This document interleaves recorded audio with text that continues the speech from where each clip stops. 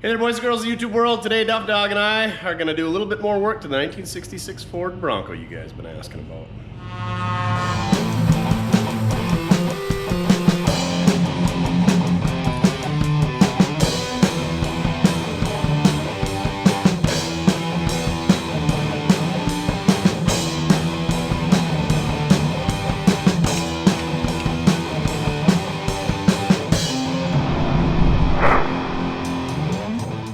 That's right. You guys been asking about the Bronco for a while. Everybody wants to buy it. Nobody wants to pay nothing for it. So we're gonna drag it out. I bought some parts about a year ago when we got it on the road because, in case you don't remember, it doesn't have any brakes. The seats are just some foam pads. The shifter is kind of janked up. I remember there was an issue with the wiring and the ignition. Fuel tank was hanging on by hopes and dreams. So got a whole box of parts back here, and some of you awesome viewers hooked us up with some stuff too. So we're gonna see if we can't get that stuff installed. But first, we gotta get it up here. It was in a snowbank. We dug her out with the skid steer. Now we just gotta get it drug up here with the skid steer because I'm not gonna try to get it running because it's 2 degrees outside. Above 0 Fahrenheit. It's cold, ain't it, Duff? Duff likes cold weather, so here we go. Let's do this. All right. You driving the skid steer or am I? No. You like skid steer rides, I know.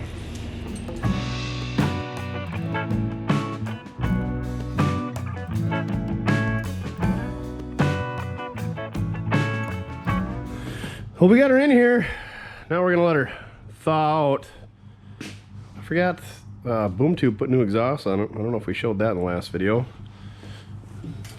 Somebody, I believe out of Chicago area, hooked us up with some seats. Iowa Classic Car, Ryan met up with them at the Jefferson swap meet. Brought them out here this summer. But yeah, other than that, it's pretty much just sat around. That hitch, it's pretty good. It's good for pulling it around. Doesn't fall off, so that's a plus. It was in gear when I drug it out, and yeah, the wind was apparently in the correct direction to fill her up. So yeah, we need to find a steering column and a steering wheel. We do have a different shifter, so maybe we can modify this column to not look so stupid. I don't know what we're gonna do here. We're gonna let it thaw out and do some stuff. I need to find out what that color is. Chin, do you know what that color is? Seafoam green. Looks like we need some door handles, some armrests, and a door panel. This thing needs, it just needs everything, I guess. Those seats way better than these though.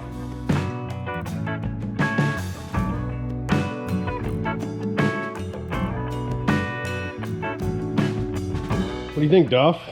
Ready to work on a Bronco? Got it pretty much thawed out. Probably shouldn't have left those patio furniture cushions back here. Certainly didn't help our bed floor, but I think it'll be fine.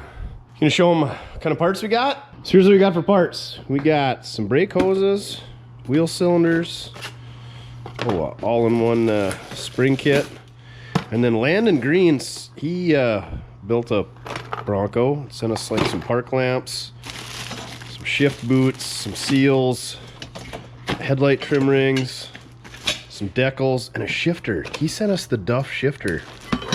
Believe it or not, yeah, believe it or not, Duff, there's a company that makes shifters for these things named Duff. How freaking neat is that? How freaking neat is that? Yeah, I think they just use Hurst components because I think that's a Hurst shifter. And they make their own brackets to fit on here and their own shift linkage. So pretty excited about that. So hopefully we can fix up that column a bit and use that shifter and make it better because the shift linkage was hosed up. And then yeah, like I said, beauty rings or whatever. He gave us this sweet steering wheel. So we should be able to use the adapter that's in there. Get that guy on there. Got some radiator hoses. I got a fuel tank strap. Sent us a throttle cable. So yeah, Landon Green in Michigan sent us some awesome stuff. Pretty excited about that. And then some other knickknacks that we probably didn't need. We got, oh, ignition. Heck yeah. Seat belts, shift boot, all kinds of good stuff. I apparently did not order a master cylinder. So we got some generic Speedway ones off the shelf. This is a single reservoir fruit jar master cylinder, and that's no bueno, because if you lose one brake, you lose them all. So we're gonna convert it to a dual reservoir, so at least if you lose the rears, you still got the fronts, or vice versa. But I'm not sure which diameter we need, so we're gonna have to do some digging on that. I think I got 1 inch and then 1 1/8 on hand, so I'm thinking the inch is probably the way to go. They also make like a 3/4 and a 7/8 and 1 inch and a 1/16. But yeah, we're gonna convert it to dual reservoir master, right? Good idea. We're gonna do brakes first, because this thing needs brakes terribly. So we're gonna address that first, and then we'll do wiring and steering column and fuel tank straps after that, maybe. Right? You wanna jack this thing up, pull some wheels off, pull some brakes off? No? I'll do the fronts, you do the rears? Okay, whatever. Let's do this.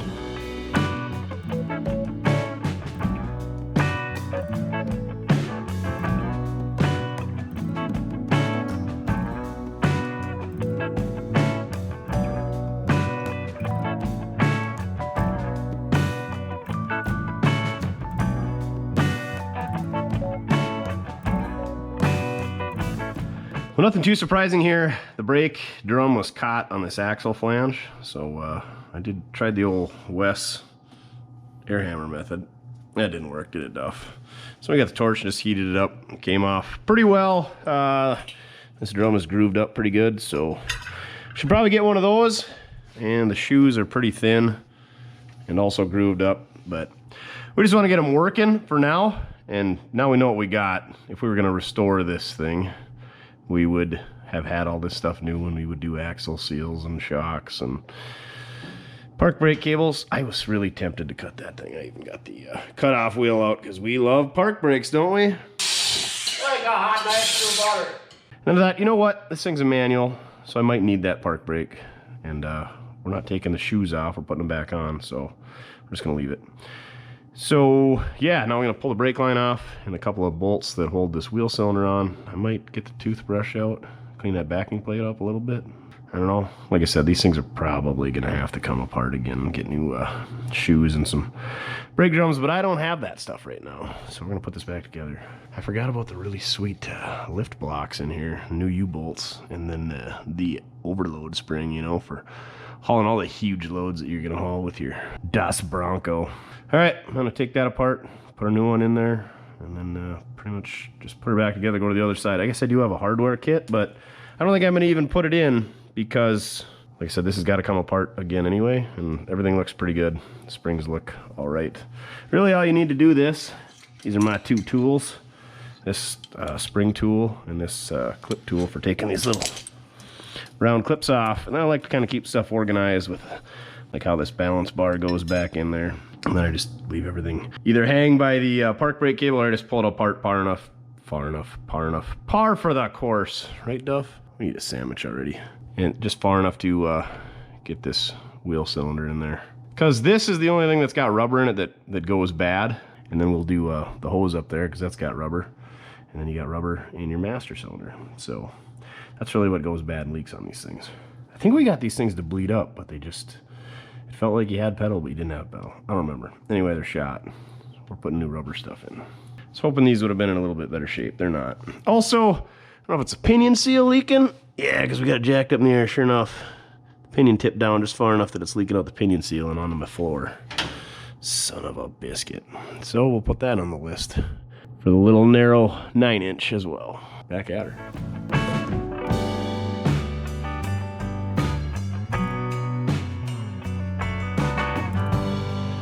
Look at all the Hoover schneef inside of there. Ew. Oh, man, I wonder what the street value of that stuff is. Dang. That's in there real nice and deep like. Get in there nice and deep like.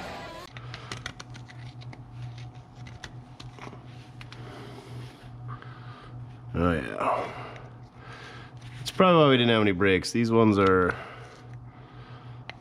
I don't know if they're the worst I've seen, but they're definitely top 5. I don't know if we could reseal those.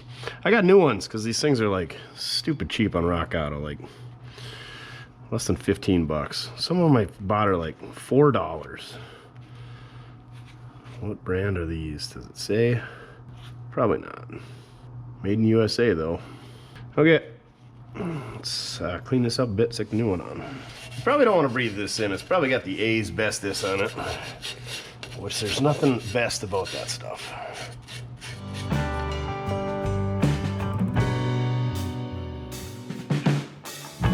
All right, here's our new left rear wheel cylinder. Kind of blew this off. Try not to inhale as much asbestos. Raybestos. I bet they named these related to brake shoes that were made with asbestos back in the day, but they were made with raysbestos. $6.06 for this wheel cylinder on Rock Auto. Right now, and I bought these a year ago, so they were probably $4.06 back then. We won't talk about inflation though, so because it doesn't exist. Let's stick this son of a biscuit back together. As you saw, I put some heat into the flare nut on the brake line so that I didn't have to put a new one on, because I'm not a firm believer in new brake lines. Again, if we were restoring this thing, I'd blow this all apart, paint the backing plate, paint this, new drum, new shoes, new lines, yada yada yada. But we're on a budget here. We're always on a budget. We're always losing the shop, so ain't got time for that. Ain't nobody got time for that. All right. Less yapping, more assembling.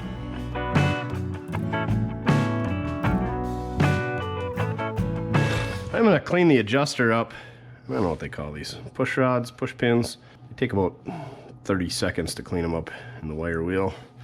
And this adjuster has to turn to adjust these brakes up. And usually they don't turn, so I like getting them so that they turn, and then put some anti-seize in there. That way they continue to turn. And usually, again, you can pick these things up for less than 10 bucks. So, kind of like to buy them usually. But apparently I didn't. I should check the hardware kit, but I don't think they're in there. I think you gotta buy these adjusters separate. So, let's clean them up.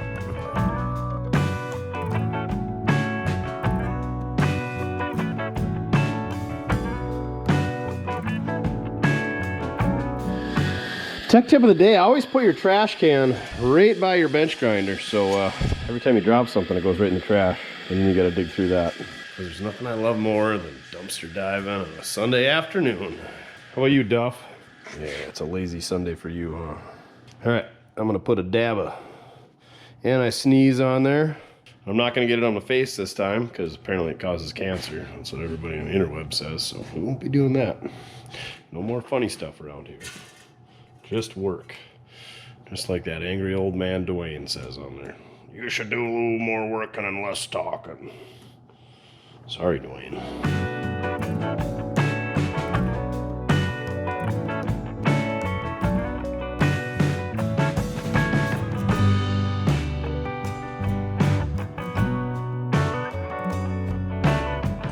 All right, everything's back together. No real issues there. The park brake gable did come unhooked, so we're just gonna leave it unhooked because it's gonna have to get redone when we redo the brakes. Now we'll adjust the shoes out to fit the drum, or in, I guess.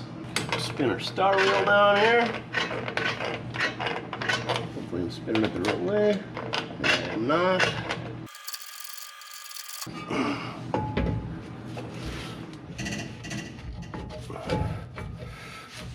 And there's a little ridge, so it's gonna go on tight and then loosen up once we get it past that ridge back here.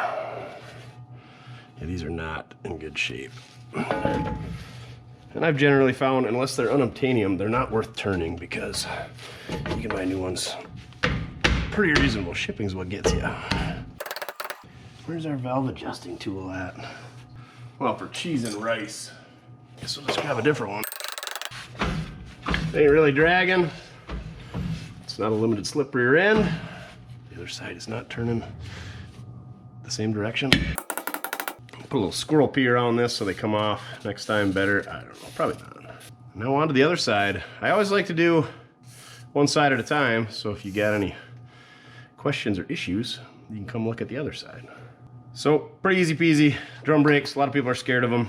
It's just a couple of springs, and an adjuster, a couple of retainers, and a wheel cylinder, and a drum. I mean, the adjustment part's really the hard part, and there's not much to it. Just adjust it until they drag a little bit, and then maybe back it off.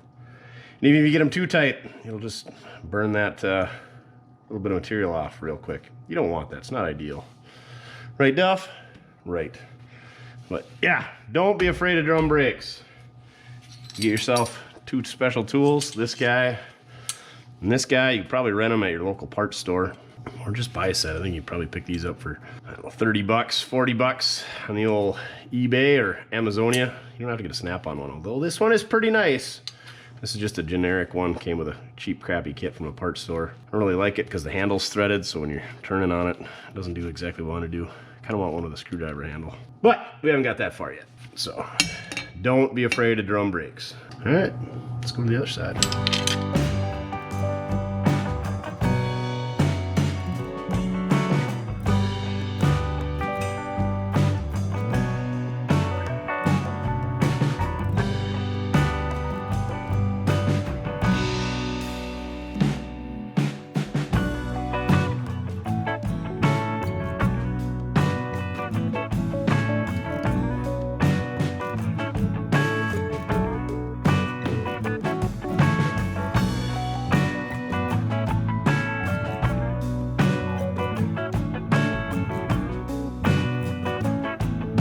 It's all coming back to me now. The brake line on this side is pinched off. I don't know if I did that or if it was like that, but I seem to remember only like one wheel having a brake on it. So, and that brake didn't work. This was a year ago, and probably messed with a couple of cars and a few brakes since then. So I'm gonna bend up a brake line for this side, and we'll stick the hose on. And then the back's pretty much done here. Other than the fuel tank is still held in with a ratchet strap. I don't even know it's a ratchet strap because it doesn't ratchet, just like one of those cinch straps. But the brake part, the drum part, the wheel part is the done part. Right, Duff part? Right on. All right. This side went pretty good until I found out that brake line's off, so we gotta make a new one. Yeah, we don't mind making brake lines. Not a favorite thing to do. We got a pretty fancy tool for doing it, so it definitely makes life easier. Maybe we'll show you that. What do you think? Should we show the people the hydraulic brake flaring tool? Man, you're a shedding machine, Duff.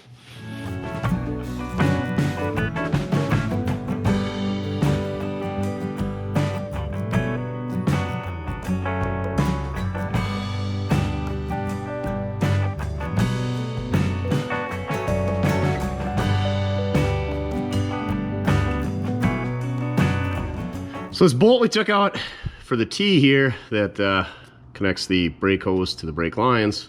It's also the breather, and this hose is shot.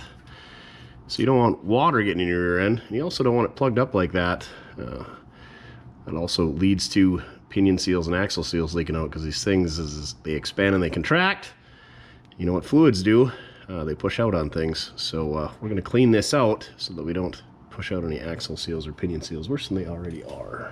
I had to get creative here. This thing did not want to turn, so I cut the hose off since we're throwing it away anyway. And now we got it spinning on its own again. Maybe not by hand, but should be good to go. Salvage that line. I might even make a new line going to the short side of the axle. And then everything's new back here other than this line going ahead. And this fuel line is, oh, we'll fix it. There you go. There we go. Then we'll put a new breather on as well. All right, I'm gonna go take a drill bit. That works really good. Run a drill bit in to clean these out, and we'll wire wheel it up. And then we'll stick a new hose on and start making some new lines.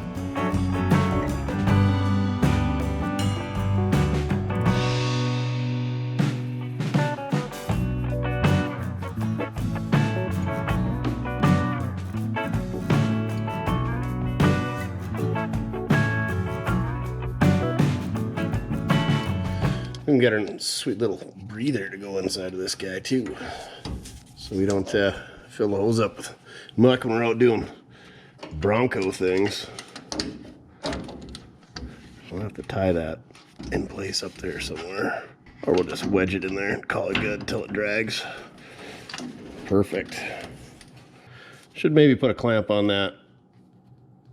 It'll be fine. So here's what I got. for flaring brakes. I got this handy dandy hydraulic tool by Master Cool. Super good. I like it because those hand ones, you almost got to have it in a vise. So if you're under a car fixing something or making one under a car, you don't have a vise and you don't get a very good crimp. And I was probably pretty good at getting, you know, maybe 75% of my crimps good. With this thing, it's probably 95%. It's pretty good. The only thing with this is if you squeeze it real hard, it'll over crimp it. So you just gotta not over crimp it. I think this thing was like 150, 200 bucks. But tell you what, you do one vehicle and it'll pay for itself. I think those cheapy ones are like 20 bucks. Like a good handheld one is like 40 or 50 bucks.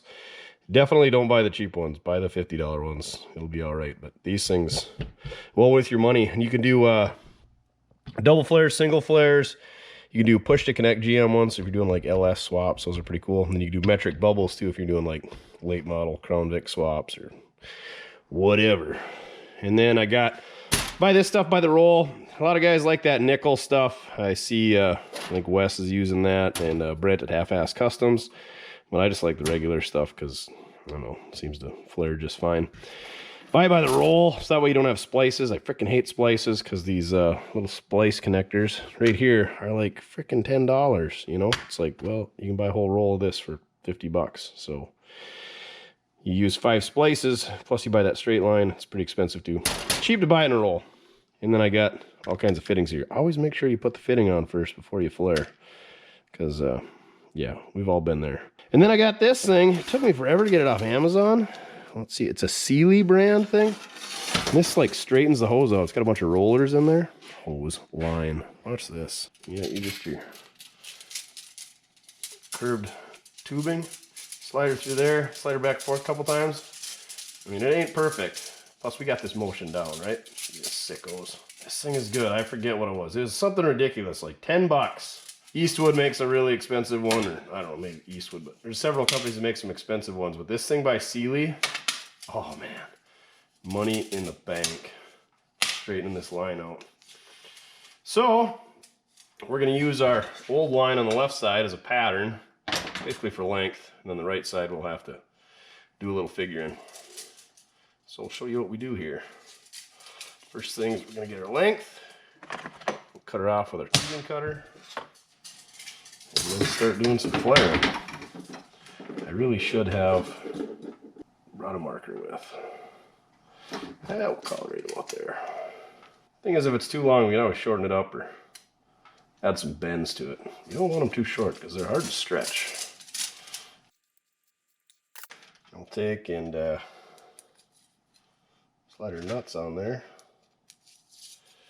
And then we'll grab this guy. Takes me a second to figure out how to use this thing. We're gonna do a double flare, 3/16. So we drop this guy in this way, I think. And then you got this block here. You know, it's got this notch in this block, so you want it sticking out flush with this.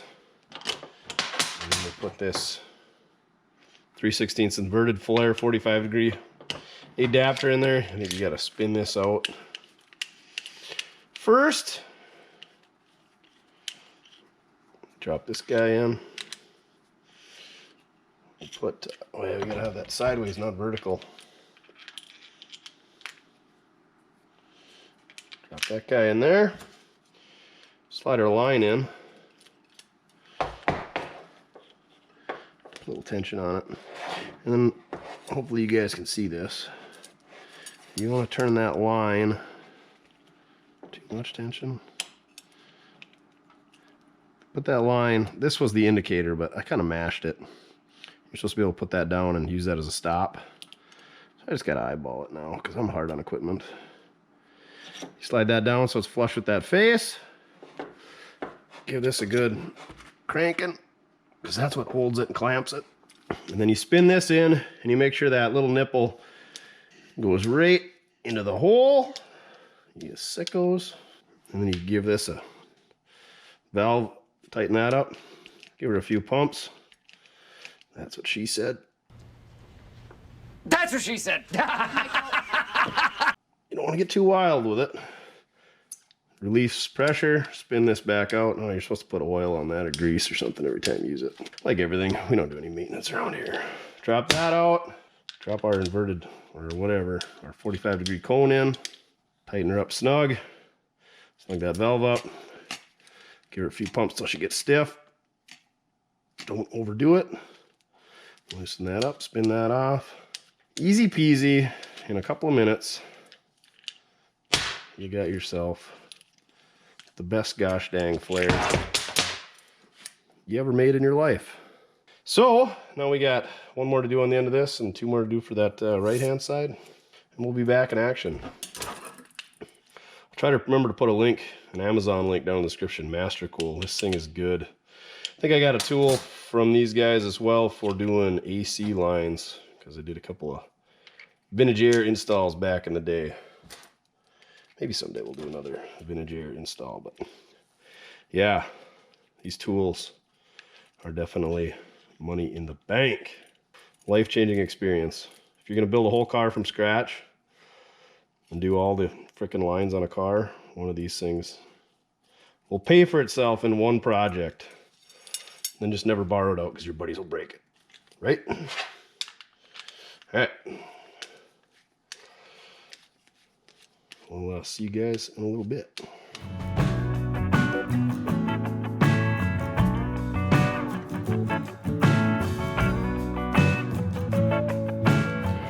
Do brake lines bore you? Yeah, it's not very exciting stuff.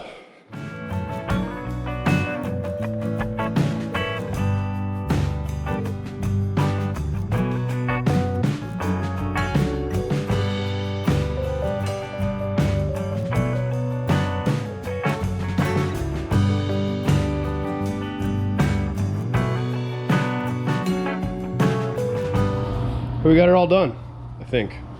What'd you do? Drip brake fluid all the way back here? Ugh. Dang it, Duff. I know, I still love you. Oh, the other thing about this line is it's super flexible, bendable. That stuff that comes in a straight stick is really, this stuff bends like butter. That stuff's hard to work with, likes to kink. Way good. Biden's the roll. I'm no brake line bending expert, but I think that looks pretty good. We'll see. This one's a little trickier. You gotta bend over the diffie. Joe Diffie.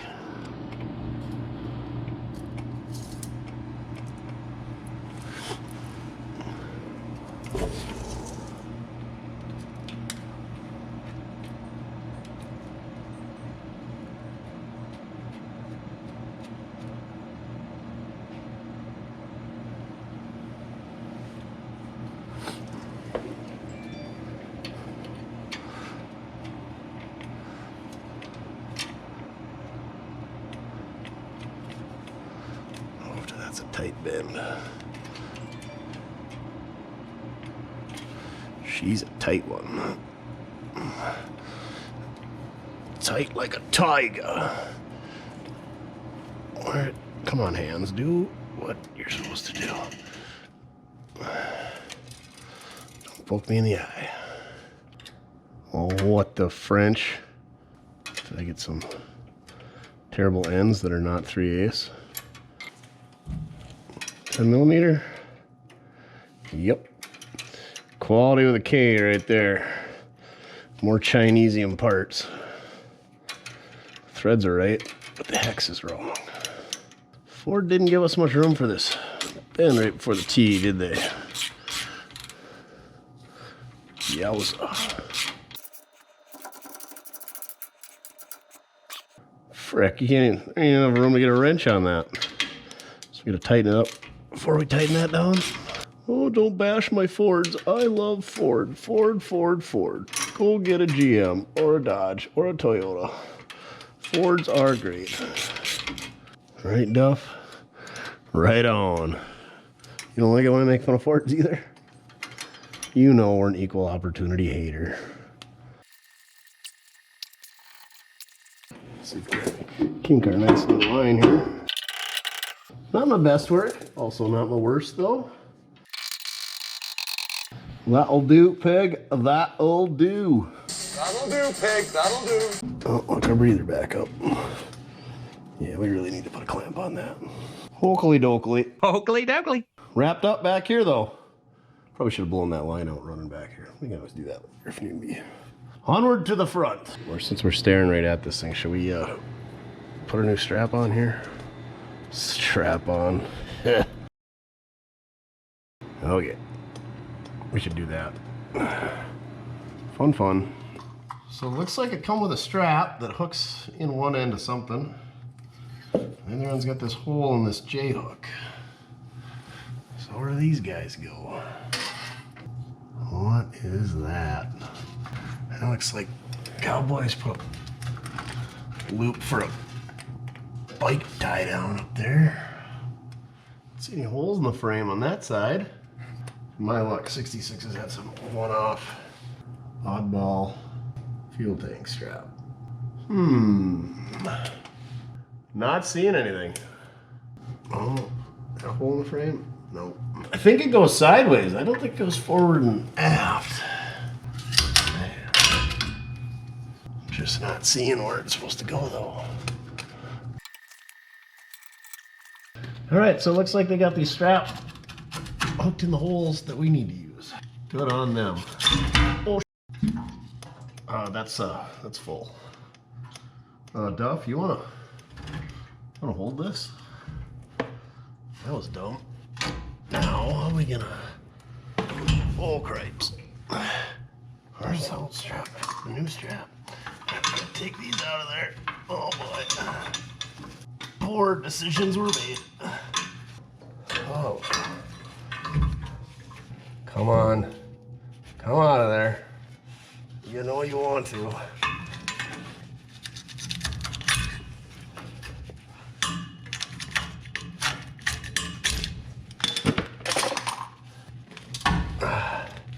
How did they get that hook in there? It's hard on the kneecap and the hips.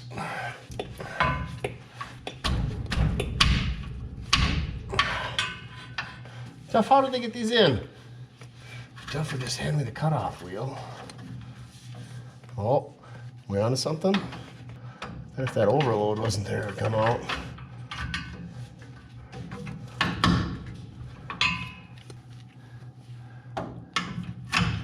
Got it. What about this strap? Can we get that out of there too? What's that hooked up? What do you do? Yeah, you need a cutoff wheel too.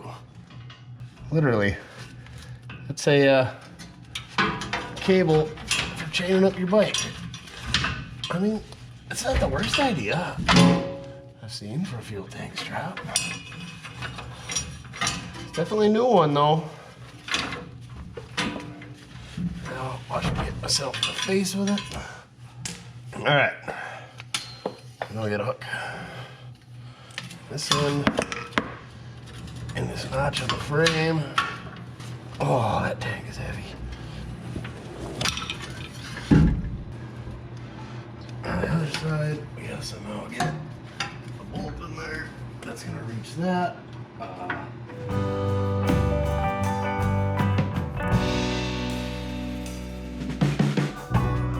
We get ourselves in a bad situation here.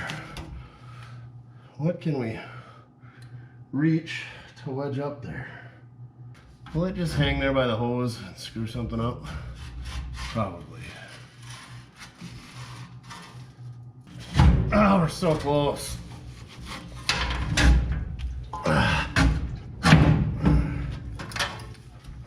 Duff, can you grab a jack stand or a jack? I want this tire. 30 by 950. Not the right height. Oh no. Oh! God, those aren't 10 plies.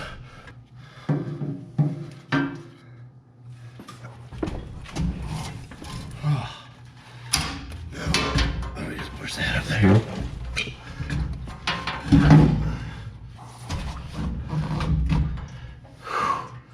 And take a break. Son of a biscuit.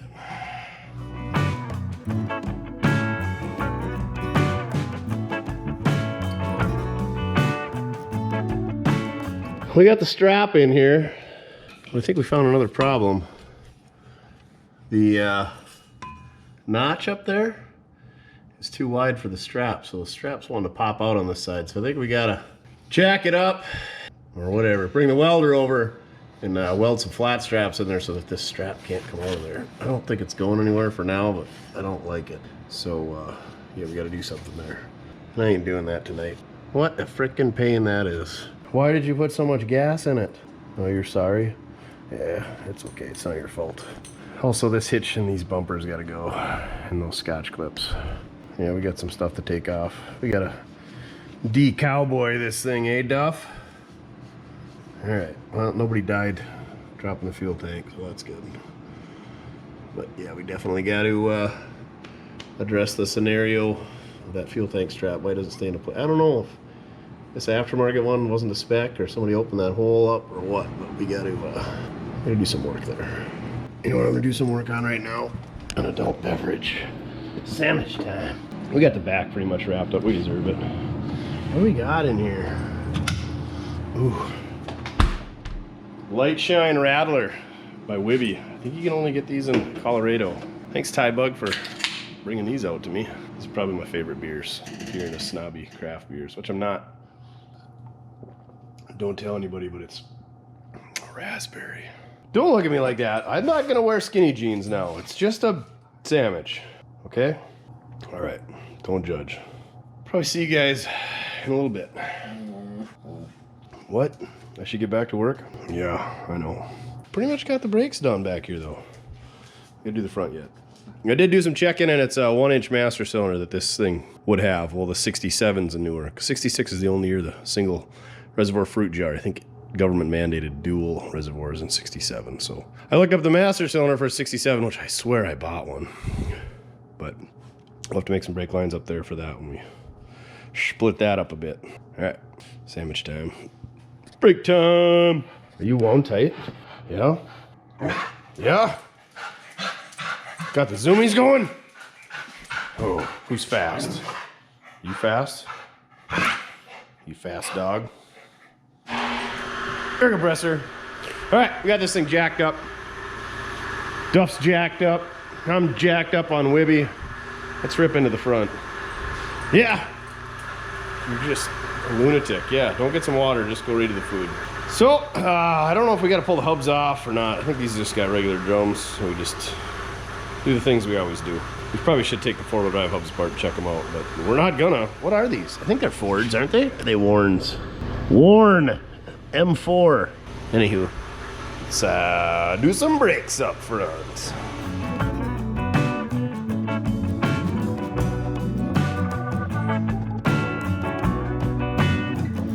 I guess we should probably put a tie rod end in. She's a little sloppy. Ruh-roh. Uh-oh. I do remember this brake line being pinched off. This was not my doing. So, yeah. Just keeps getting better. Also, this hub's kind of fighting me, so I wonder what we're gonna have to do here. Should be fun with a capital F-U.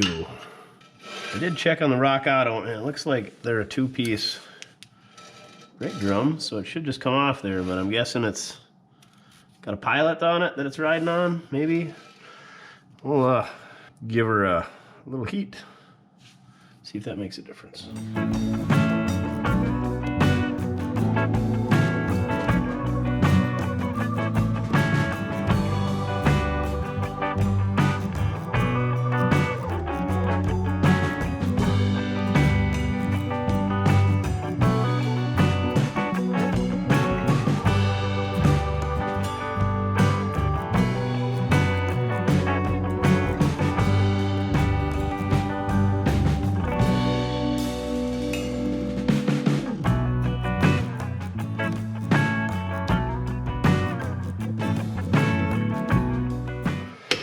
Man, that thing was really hung up on those studs.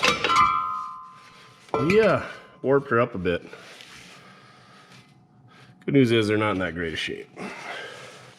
Of course, the shoes are toast too, so sweet. We'll be ordering a bunch more stuff for this thing.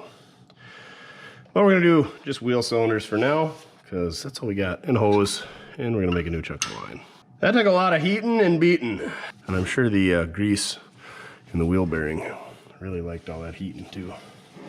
It'll be fine. Let's get that wheel cylinder replaced.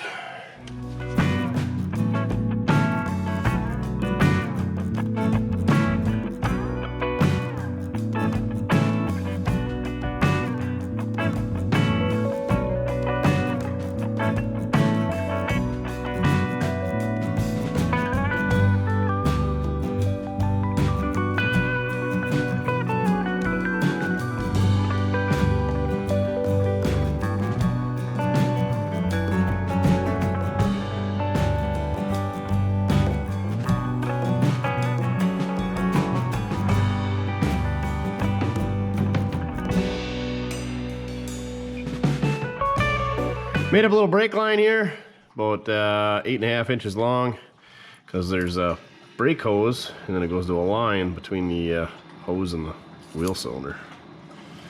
Yeah, Duff's getting a drink, so he's staying hydrated. That's what you're hearing over there.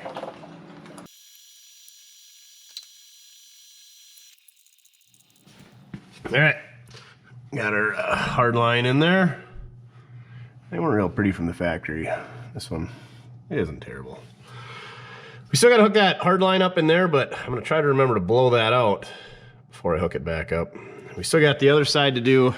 I got drums and shoes on the list. We're not gonna do it this time around. Ooh, we need a tie rod in too. But I think that's where we're gonna wrap it up tonight. I mean, I'll see you guys in a couple of minutes, and it'll be a couple days on the road. But I gotta do a little traveling for the 9 to 5 gig, so we're gonna be sweating bullets here this week, because we ain't got much done yet, and we're well into my working week project thing, so wish us luck. Hopefully we can at least get some brakes done. I see it's leaking coolant too. I don't know what's going on there, because I don't see any coolant related. Oh, we have some radiator hose. Maybe it's radiator hose. I was thinking the thermostat, something or other leaked. Okay, well, at least we got the right parts so far. That's a good deal. Other than the master cylinder, we don't have it. I think I got one on the shelf. All right, what do you think, Duff? You ready for a vacation? Go get dog sat by somebody while I have to go do real work? Yeah, he's clearly enthused. All right, see you guys in a bit. All right, we're back from our work 9 to 5 out of town travel thinger. Duffy, glad to see me? Yeah, not so much. Got this wheel to finish up, so let's get that done so we can hopefully get you guys some content this week. It's not looking good, but here we go. Maybe if we work in super fast mode, it'll look like we're really getting a lot done. You down? It'd be really fast if you did a corner every time I did a corner, but nope, here I am doing all 4 corners.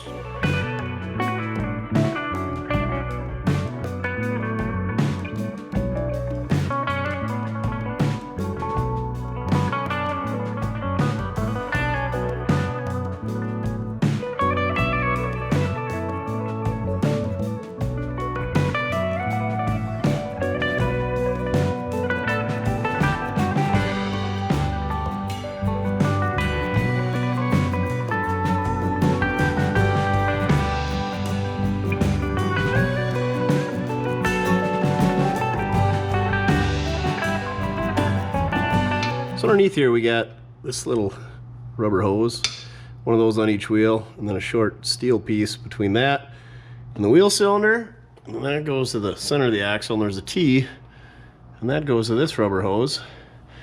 And this is the single line coming from the reservoir that tees off here, goes to the back, and then this goes to the front here. So what we can do here with our dual reservoir master is we'd have our front line comes down, hits here, we'd unhook this line, put a plug in this T so it just goes to the front circuit, and then we'd put a coupler going up to the top.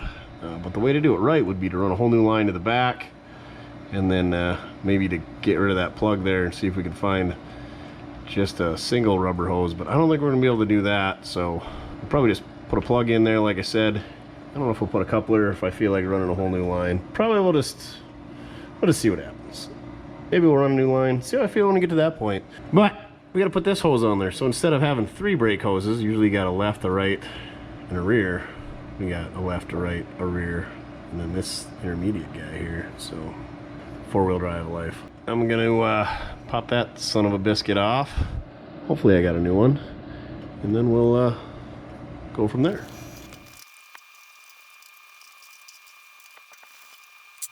So here's that front brake hose. You can see it's got the retaining bolt going through it. And it's a T. So I thought this other end would just have a single thread and then a block. Nope. It's got a T on it as well. And I most definitely didn't order one of those. Rock Auto doesn't even offer one. So I did a little digging and found one on eBay. Got that coming. I don't know if it's gonna be here in time. But, oh man, I got brake fluid everywhere now. That was dumb, huh, Duff? I feel like these rears were so dang cheap, and they're kind of a common setup. So I ordered 2 spare of those. So maybe we can make one of these work, and then we'll just have to make a new mounting tab for the front, and then we won't have to put that plug in it. So maybe I'm not as dumb as I think I am. Yeah, you're right, I am. But I'm gonna see if we can't make this work. It's a little bit shorter, but we'll just move it up with the frame some, and then we got to do something different on the rear. And also I noticed in looking up there, that single line that comes down has got some rubber built into it. Silly Ford things. Right? Right. Let's take the single reservoir fruit jar master cylinder off here. Like, I love Ford how you always got to have an adapter fitting before you even get to the line. And let's see if this Speedway 1-inch dual feed part number 910-31420 will bolt in place. So, yeah, should be pretty easy. Unplug that, unhook that. Now we're gonna lose our brake switch, so we'll have to plumb that in line somewhere as well. Awesome. Ford and their stupid brake pressure switches. All the Ford guys are getting so angry. All right, let's do it to it. Here's what I was talking about, like Ford. Why are you guys like a rubber? I mean, you can't get any replacement for that. I don't see anything on the interwebs. I didn't look real hard either though, so. All right, done ranting. Back to working real fast. All these bolt patterns look pretty much the same. Son of a biscuit, that rubber boot's even in decent shape.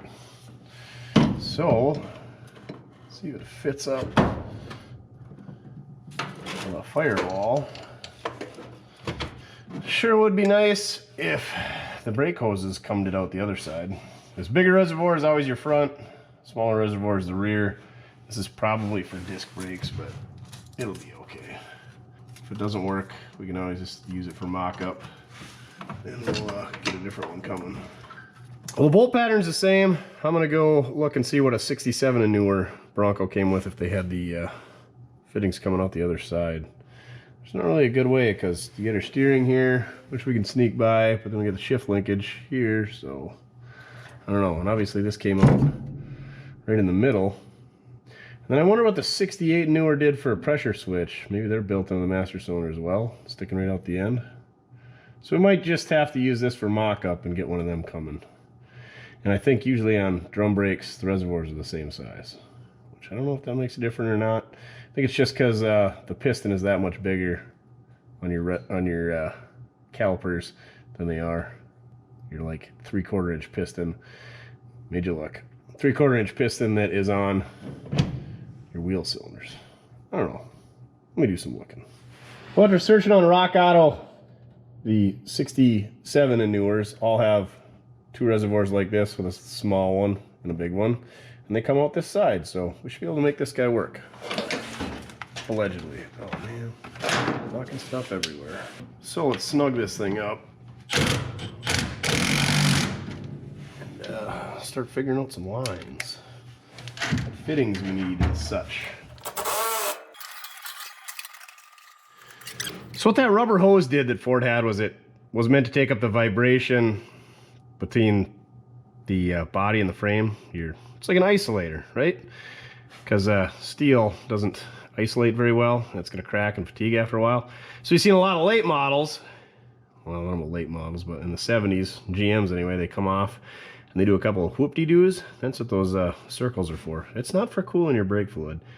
It's for taking up that vibration. So what we're gonna do is we're gonna run it down here like this, and then about here, I'm gonna find something round, you know, a beer can or something, and wrap this around a couple of times, and then those coils will take up our vibrations. Vibrations, good vibrations, as the Beach Boys would say.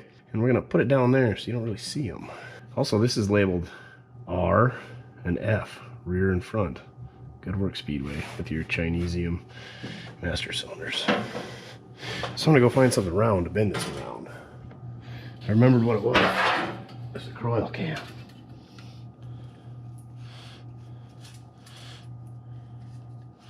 So there's probably a much better way of doing this, but sometimes you just use what you got. Sometimes you ain't got no thumbs, right, Duff? Oh, this is not going well. You know, if you could hold this, that would be great.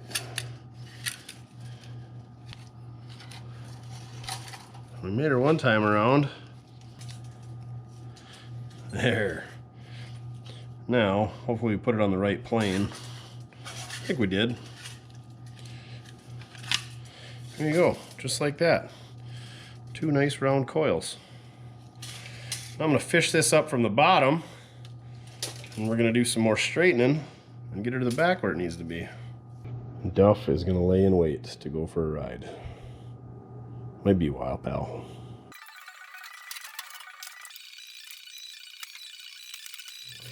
All right, so we got our rear brake line in. Got it ran all the way to the back. It's not as pretty as I was hoping for, but that's pretty much how things go around here, and that's why we don't have anything nice, because we screwed up. I measured incorrectly, so we had to take one of those loops out. That's another good thing about having them loops in there, is that it gives you some extra material to use up. So I cut the line in the wrong spot. Of course, I didn't have enough of this left over to make two of them, so we just made do with taking one of them loops out of there. This is real world stuff here, guys. We are definitely not perfect. I'm gonna put one more clamp up here. I was able to use the existing clamps that are along the frame rail, and I think that's a pretty good stopping point for tonight. Tomorrow we'll figure out what we're gonna do for that front brake hose and run a new line. And since we got new lines on both sides of the rear end, I think, don't we? Well, either way, we might just make some new ones for the front here, because pretty much everything else is new. And we gotta go from here to that hose new anyway. I don't know. We're gonna have a sandwich and sleep on it and see how we feel tomorrow, but didn't get very far tonight. Got a new line to the back, got our master cylinder situation figured out, had that little front hose debacle, got the front left brake done here, so. All right, enough yapping. See you boys and girls tomorrow. All right, we're back for another evening of brake plumbing. So here's what we come up with. This is an extra rear brake hose, because I ordered extras. These things are like $3, so I thought I'll have some on the shelf. And they got the breather for the differential, which goes through that hole on the existing one, which is over there. It's a little bit different diameter, so we'll have to ream that out. And this is quite a bit shorter, so we'll have to make a new bracket, which I buy these things. Puddin actually showed one in his video last week. I think you can get a couple of these for like 15 bucks from Speedway Motors. So we'll put that on the frame to hold it, and then we just got to run a new line up to that. And then we could probably use our original lines going to this, but I think since we got every other new line on here, every other line is new, we're gonna just bend up some new ones, and we'll have those ones for a template. So, I mean, we really can't screw those up. You're right, we can. We won't. We're not gonna screw anything else up. So, I'm gonna go underneath. Well, first I'm gonna ream this out so that this bolt goes through there. And then we're gonna get that mounted up, figure out where this has gotta go. And I'm not sure if I wanna bolt this or tack it. I don't know, maybe we'll screw it. Then I'm gonna put at least one of these neat little clamps to hold that line going to the rear, maybe two. Probably only one, because we're gonna half-A it here. Speaking of half-A-ing it, go check out Brent at Half-Ass Customs. He just gave us a shout out. He just rolled 100,000 subscribers. So if you haven't checked out Half-Ass Customs, he's up there in Canada. Brent, he does a lot of pretty cool work. He does a lot of work. He cranks stuff out. Yeah, I was working on a 37 Ford pickup right now. He's got a 35.6 grill. We'll let it slide. He doesn't have the 37 grill. 37's got the two-piece, first year the V-butt windshield. But yeah, I think he's got a small block dual quads, T5. He's got like an 8.8 rear. It's all sitting on like a 41 to 48 Ford frame that he did a bunch of work to. And yeah, it's pretty cool. Chopped the top. He's got it pretty much in bodyworks all roughed in. Did his own firewall, floor pans. Guy does freaking everything in the house. I think he even did his own drive shaft. Maybe he found one that was the right length. And then he made his own center to an artillery wheel. Yeah, he jack of all trades. He'll probably be the first one to tell you that he's master of none. But anyway, go check out Half-Ass Customs, and congratulations, Brett, getting 100,000 subscribers. Attaboy. All right, now we're gonna get back to work. I'm gonna get my reamers out, my favorite tool ever, and we'll get this reamed out to the right diameter. And yeah, we'll get this bracket in place and we'll start bending up some hose lines. Bending up some lines.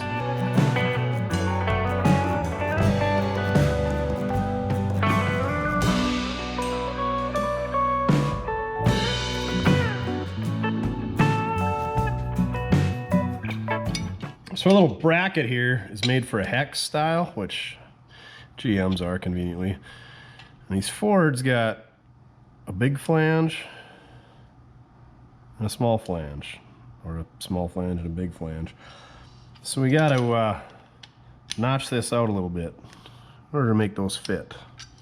So we're going to take the old die grinder and make it fit. Otherwise you can't get the clip on to hold this thing. Fun stuff, I know. There we go, easy peasy. You can only turn a little ways. Should be good to go. It's not like you got to worry about them turning. You just don't want to pull out, because you don't ever want to pull out, kids. All right, let's go slam this thing on. There's conveniently a 5/16 threaded hole up there. I had to ream out the 1/4-inch hole on this guy a little bit to make her fit, but in the right location even, I think. Hopefully when we let this thing down and leave the jack stands underneath the frame, we got enough travel so this hose doesn't get overstretched, understretched, stretched. We don't want to put tension on it.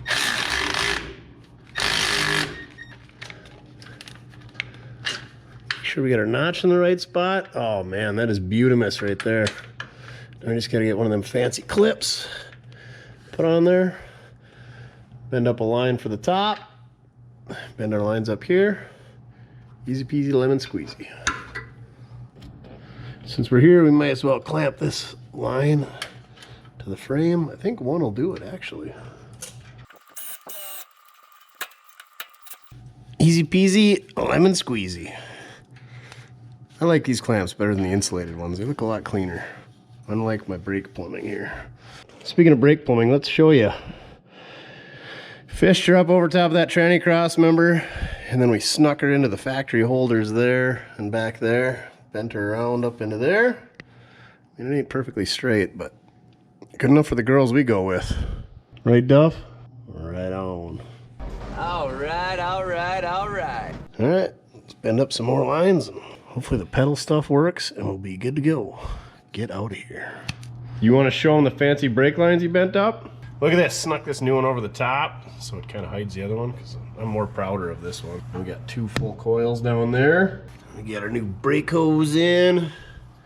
New line over here. We just bent them up on the bench using our old ones as templates. This one's snuck over here. This bend looks good. This one's a little whoopsie daisy, but good enough for the girls we go with. All done with plumbing, I hope. Are we done? Our job is never done, is it, Duff? So this is why we don't want to go full out with this thing. I mean, look at these suspension bushings all blowed out, and then you go through the diff because that's a little wobbly, and it just never quits. And I just noticed the clutch linkage has been ready rotted, cowboyed up. Ugh. Floors have been patched. I mean, where do you quit? All right, let's get the brakes working-ish. That's what we'll quit. Now I gotta see what we got going on in the push rod issue back there. Make sure that's got the right throw. I don't know, maybe we can just push on the pedal and see. Oh yeah, I think we need a longer push rod. I want one that's about to there. Also, there's no brake switch because the Original master had a pressure switch. I looked in 67 and newer have a switch on the pedal, which is what I like. I don't like them pressure switch. So we'll probably have to figure one of those out later. I could have teed in a pressure switch, but I just don't like pressure switches. And I don't like more spots for these things to leak. So we got a light up under here. So here's where, right there is where the pedal hits the master cylinder. And ideally, I want it to sit the same height as the clutch. So I know we could adjust the clutch linkage so that that sits lower. The problem is, the clutch hits the floorboard. Well, it does. You can see that dimple right there where it has. Same with the brake. We're hitting the floor before it bottoms out on the master cylinder. We don't want that. And there's no adjustment to this rod up here. So we're gonna have to take it out and either make it longer or find a longer one. So I'm gonna take that nut off, see if we got a longer one, or if we gotta stretch it.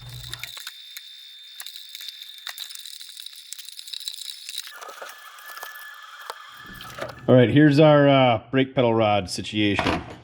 This is what comes with the master cylinder. And once you push that in there, it's got this little clippy on there. It don't come back out.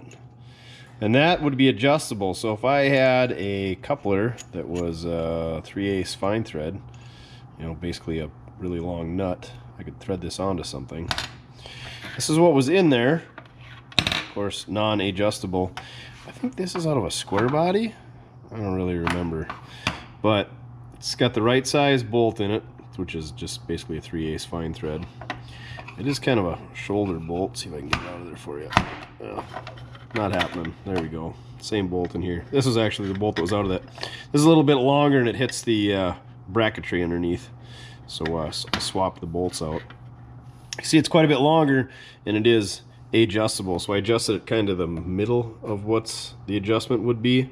There's more thread obviously in here than not, so if you thread it out a little bit, you're still gonna have a little bit of thread, but you get about, I don't know, 3/8 or a ½ inch of adjustment.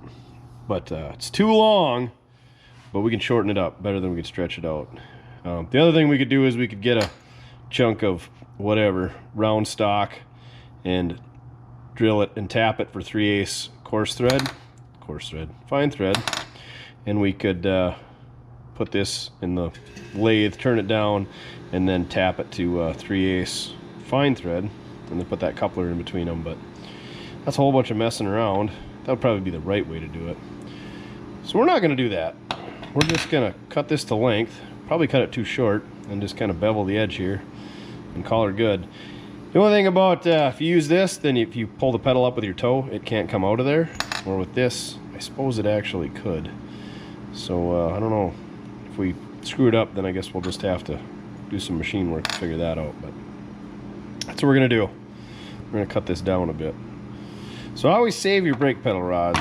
I got a bucket full of these things for certain applications, such as this. This should work good now. I'm gonna start cutting her down until we get to the right length, and then we'll bevel it off the end and call it good.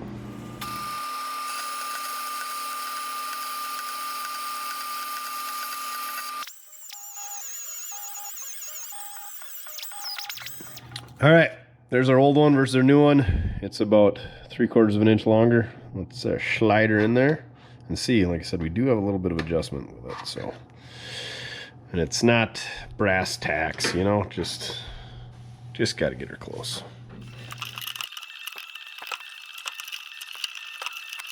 So we got everything in there and tightened up. You can see the brake pedal is higher than the clutch pedal, but what I don't like, I thought about moving it down. And obviously I showed you that farmer cobbled up clutch linkage down there. So I think we can adjust that or just get rid of it and fix it up right. But when you push the brake pedal all the way down, it still hits the floor. So I don't want to shorten that rod up because then it's going to hit the floor earlier. And usually I like it when it bottoms out in the master cylinder, not the floor, so at least you know you're getting full travel in the master cylinder. A, it makes it easier for bleeding, and B, if you ever have an issue, you want full travel. So we're gonna leave it there for now. If we gotta adjust it later, like I said, we got adjustment, or we can still shorten it up if we need to. So there is a bump stop up there, and it's kind of tweaked, so maybe I'll try to bend her over and make it so that that can't do that. All it is just a 1/4 inch bolt with like basically a chunk of 1/4 inch fuel line around it. I think we're to the point where we can start bleeding it. I think we'll bench bleed it first. Just Do a little pumping on the master cylinder. I didn't tighten those lines up. And we'll get that master cylinder bled out, and then, I don't know, maybe reverse bleed it. That's what I like doing. All right, not much to see there. Watch me work real fast.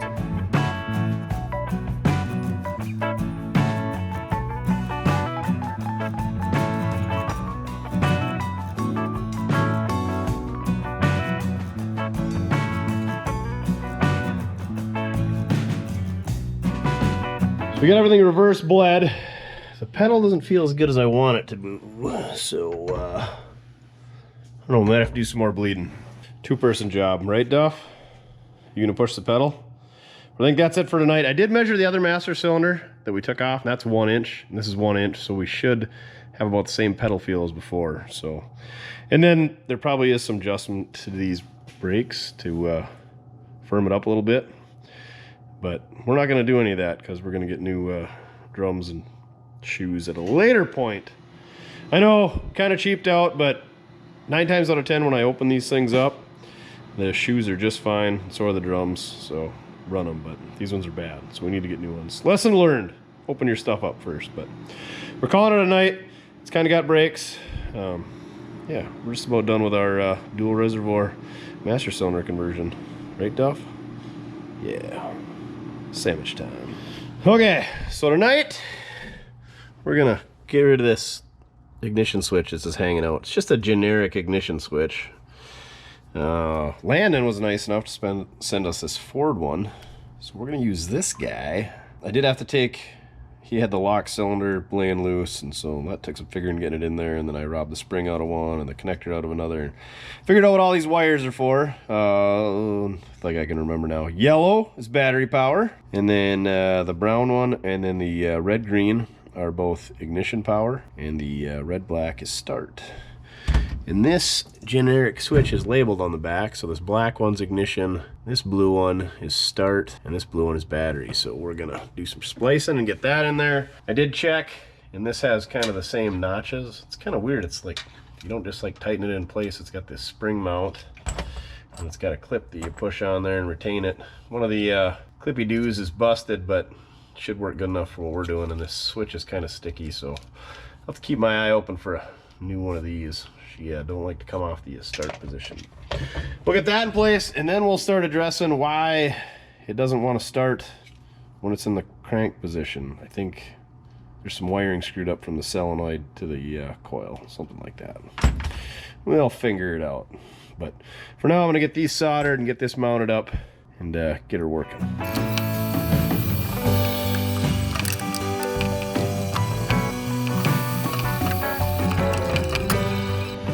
Well, this thing cranked over twice,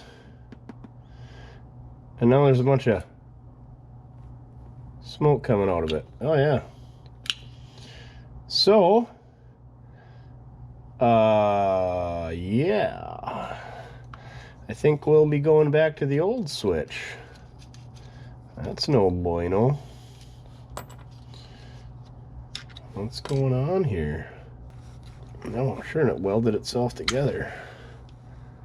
Huh. I don't know what's burning up there. Bad connection or what? You don't want to let the magic smoke out. I think this thing just needs a new wire harness. She's pretty cobbled up. We cover this.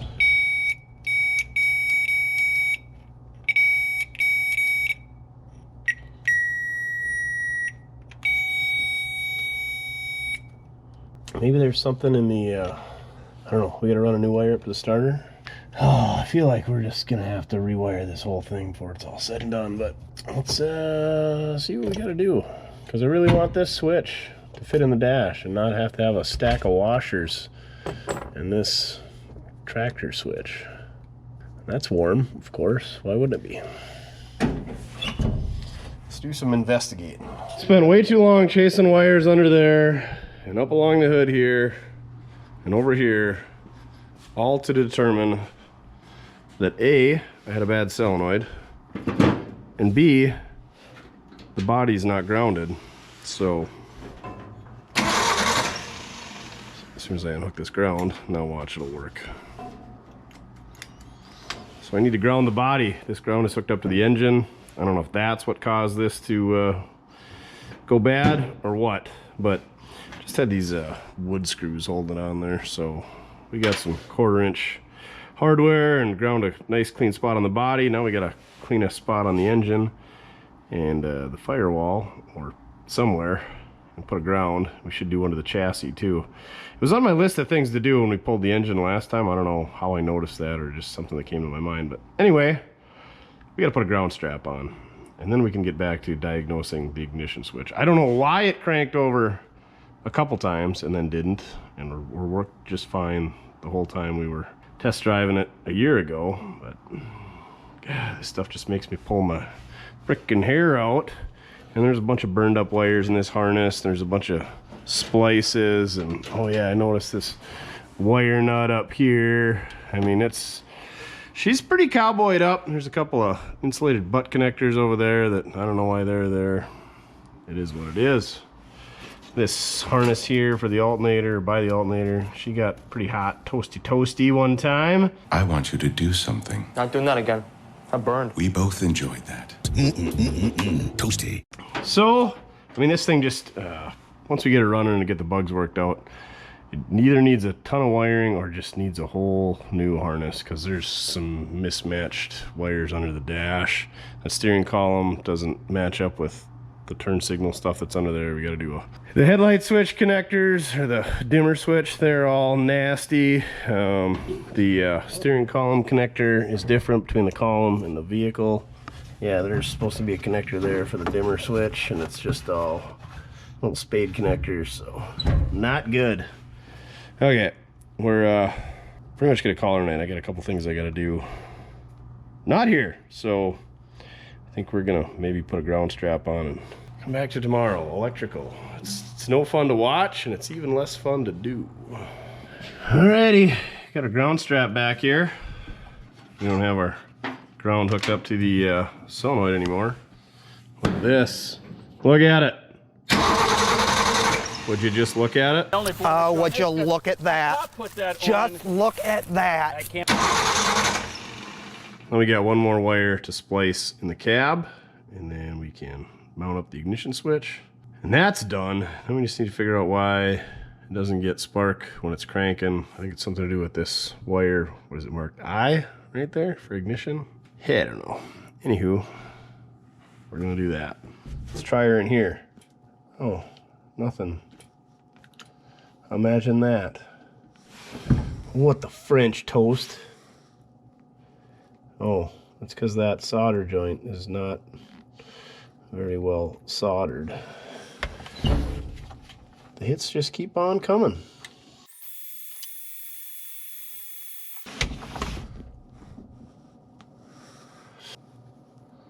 Wow, for cheese and rice. One eternity later. So we got a breakthrough. See those two connectors coming through the firewall? That's for all of our engine wiring and headlights. Taillights are probably in there too. Got those disconnected, so it's just this front clip harness. Unhooked our wire here, and I was going to hook it up to power to try to back probe and see which one of those runs a starter. Watch this. I hook it up to power. It shouldn't do that.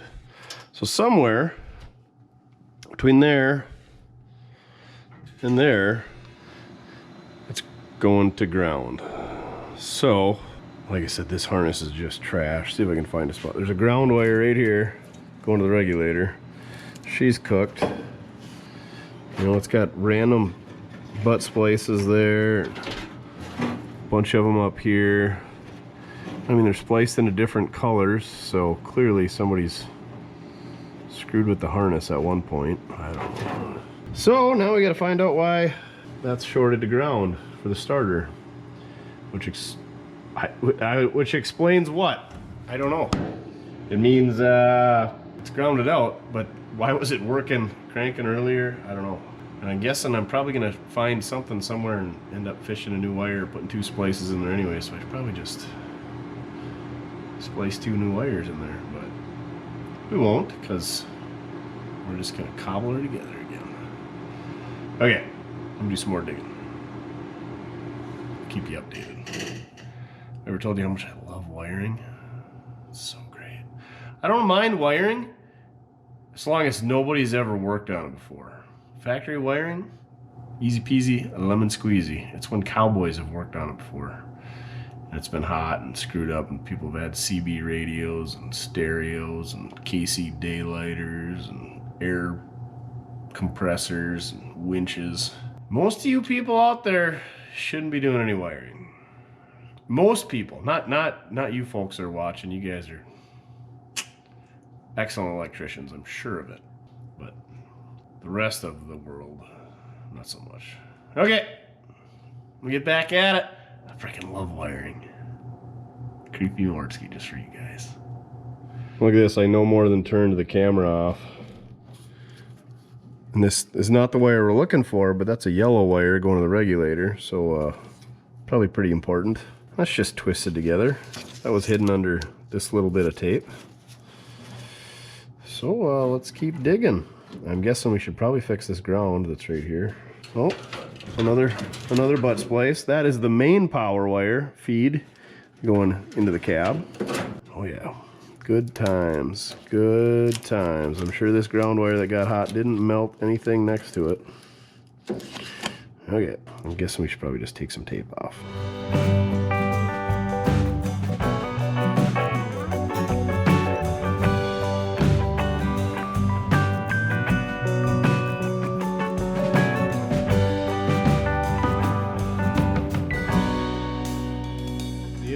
Guess what? I found the issue. My fault. I pinched the crank wire between the master cylinder and the firewall. Wow.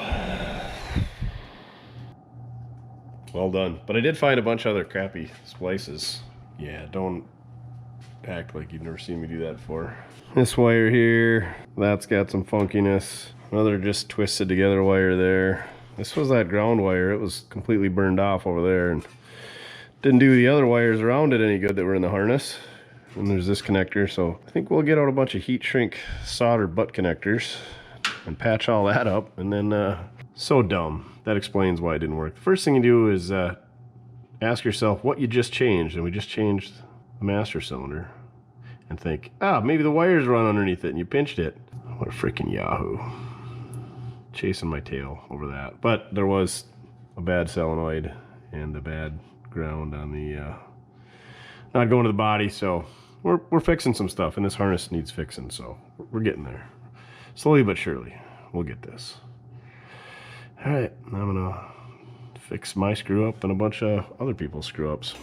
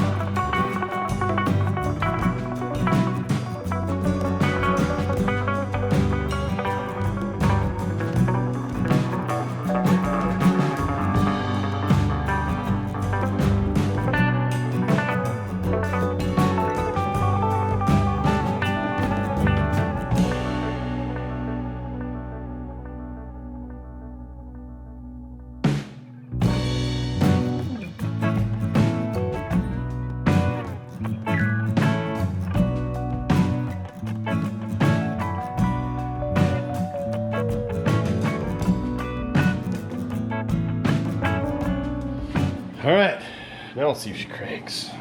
Slingshot, engage. Slingshot, engaged. See, it sticks. She's a little sticky in there, but I can't figure out how to get this key back out. Something to do with pushing that pin in or whatever, but still got one more ignition wire to solder in here. And then we can put that in place.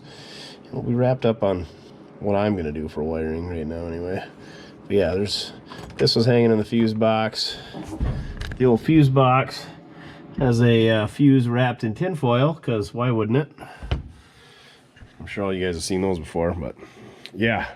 I think we're gonna crimp that together And then we're gonna call it a night. Oh, he's out meandering around. Oh, you're right there. You're just hanging out behind me.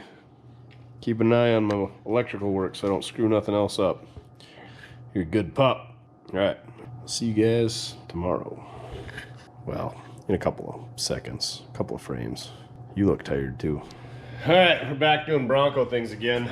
I think we should check for spark. Got our ignition wired up. You guys like seeing me get electrocuted, and it's pretty much how this week's been going this week. So yeah, you want to see me get electrocuted too? Hope it gets me good. All right, let's do this. Hook up our wire going over the coil. Make sure it's hooked up on the battery side. This was the one that we actually found wired backwards. Turns out when you wire on backwards, it just doesn't have as hot a spark, I guess, is what the experts on the internet say. Okay, ignition switch is on. We're gonna use a loser switch. See if we got spark.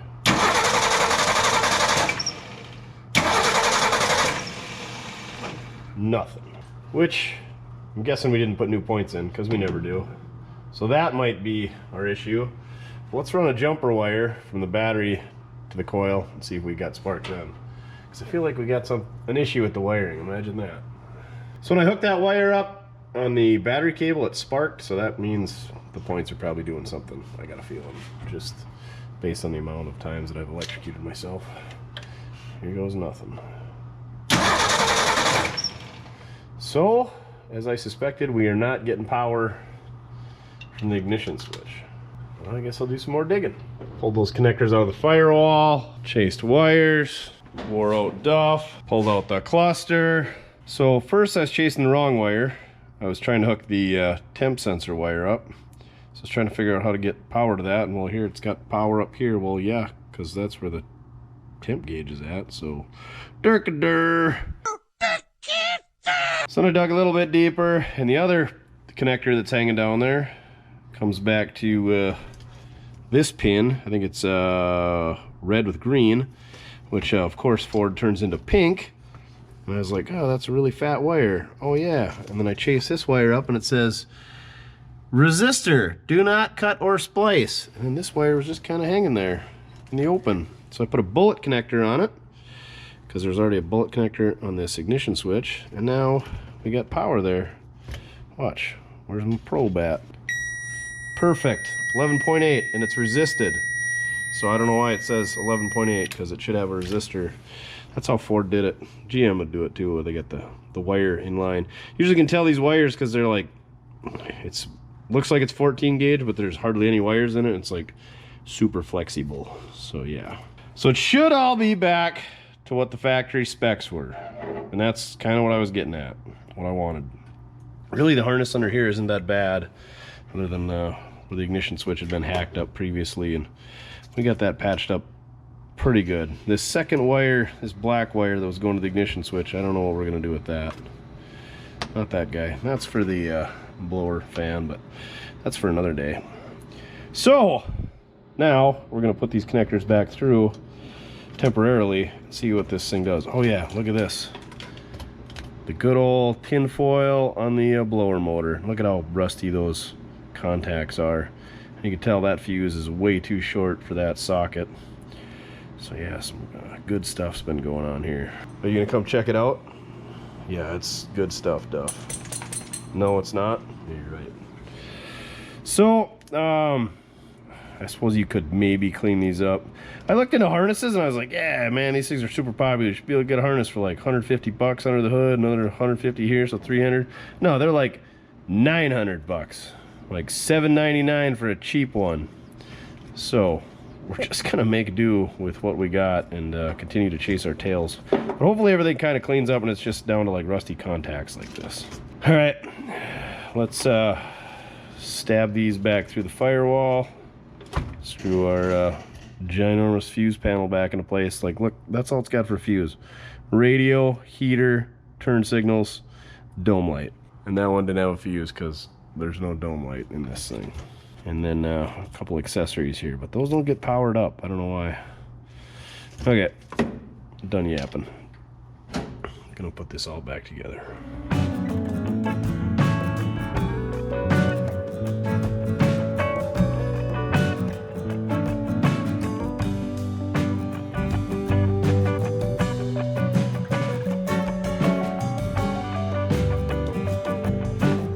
Alright, I think we got the wiring wrapped up in here. I mean, I don't think we do. I mean, it's closer. Cranks over. So let's leave it to on. And we'll go use the loser switch. Should work the same as if we were going through the whole system. Got a coil wire hooked up. Take our coil wire off here. See if we got spark. Frickin' A, Ray. See if this thing will pop off. Silly 6-cylinder throttles. It was running this summer, so it's only been 6 to 8 months.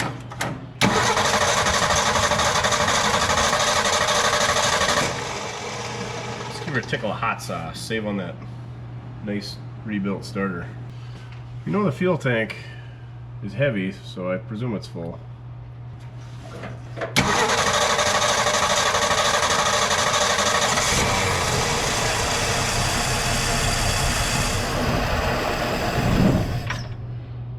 Purrs like a kitten, but I don't know if we're pumping any fuel up here.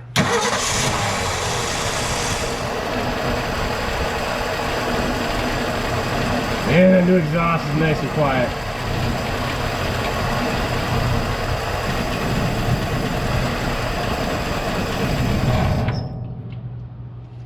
Yeah, we must not be getting fuel up here. So I'm gonna dig into that. See if we're pumping any up here at our Napa fuel filter. Well, it seems like we're getting all kinds of fuel up here. Give her a couple pumps. It's running out, but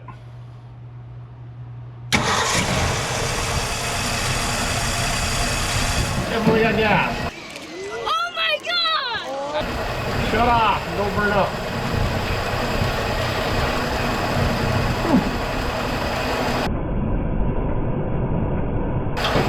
Don't get in the fan. Just needed to be primed maybe. Man, that thing is smooth. Keith Stone, you're so smooth. Always. Until you go to throttle it up. There's a loser switch right there.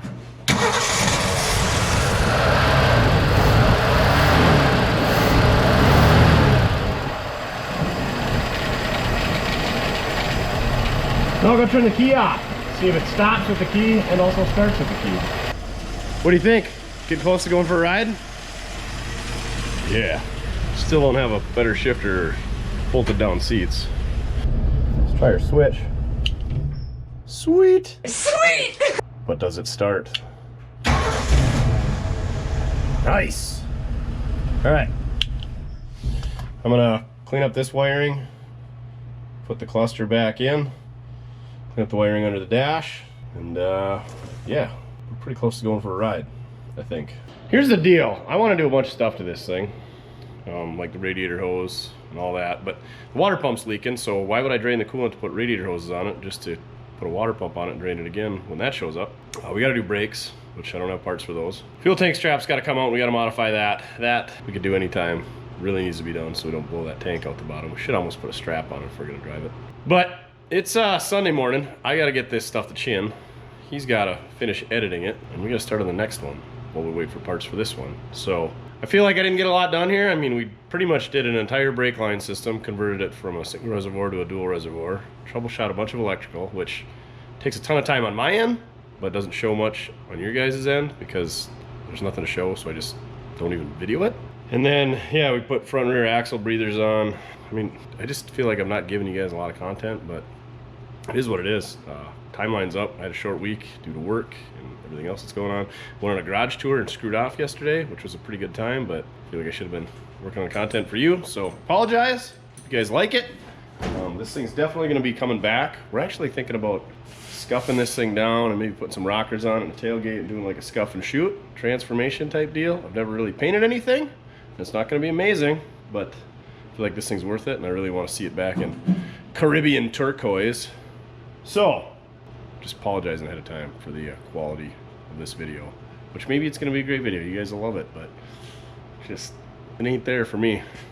How about for you? He says, shut up, fix that wiring so we can go for a ride. Okay, I'm on it.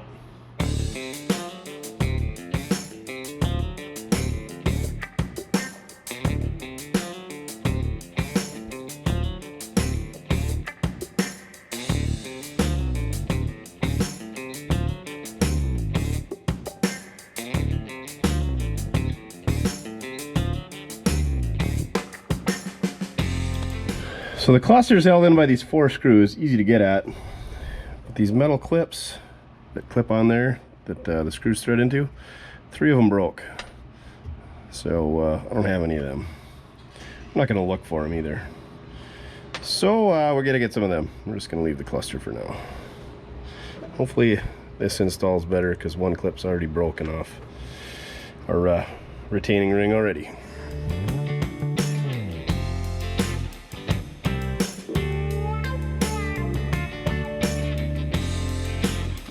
Also the ignition switch, I must be missing a piece here and I need to get the tumbler back out, put that together, and it's sticky, so I think we're just going to try to find a new ignition switch. So I'm not having much luck getting this one apart. Like I said, we're missing something that retains the spring on the back side. I'm pretty sure anyway, so. And we're running out of time, so we're just going to leave that. It's going to work good enough for what it's for. So I'm going to finish up the wire harness under here. We're going to get some wheels back on this thing, and we're going to go for a rip.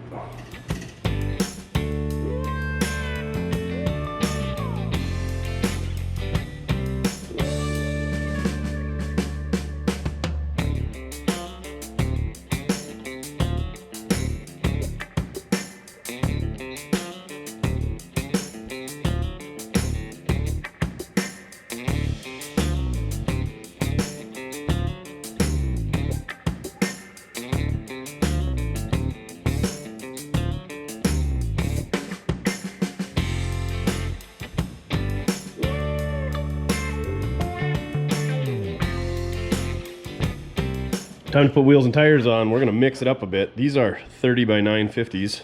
The pumpkin patch here, whatever we're calling this thing, has got 31 1050 15s on it, which I like, but I kind of want to try some 33s. So to give me an excuse to buy them 33s, because I really need an excuse, I'm gonna put these 31s on here just to see how they look. And the paint on these rims is not ideal. I just scuffed them and rattle canned them one evening.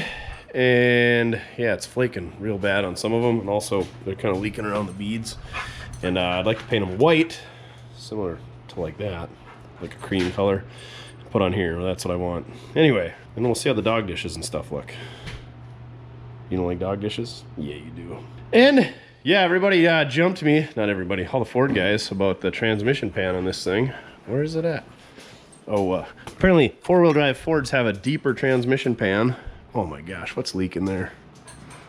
You're kidding me.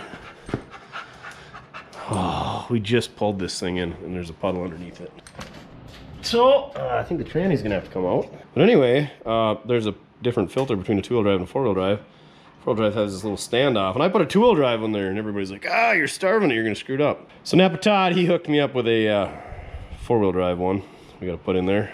But it also looks like we're gonna have to do a front seal. And since I've already done a front seal once, I think I'm gonna do a torque converter and maybe if there's a sealer on the pump or what. But this thing's literally been in here less than 90 seconds. And there's a puddle 6 inches in diameter. Oh, cripes. And I guess the reason these don't start, this thing's not starting until you let off the key, is the Duraspark. So I got a new Duraspark box. Hopefully that fixes it. All kinds of Ford stuff. The projects never quit around here, do they, Duff? Anyway, let's steal the wheels off this thing for now anyway, and slide a pan under there so we don't fill up the floor drain, right, Greta? How dare you! How do you get so dirty? I never do anything around here.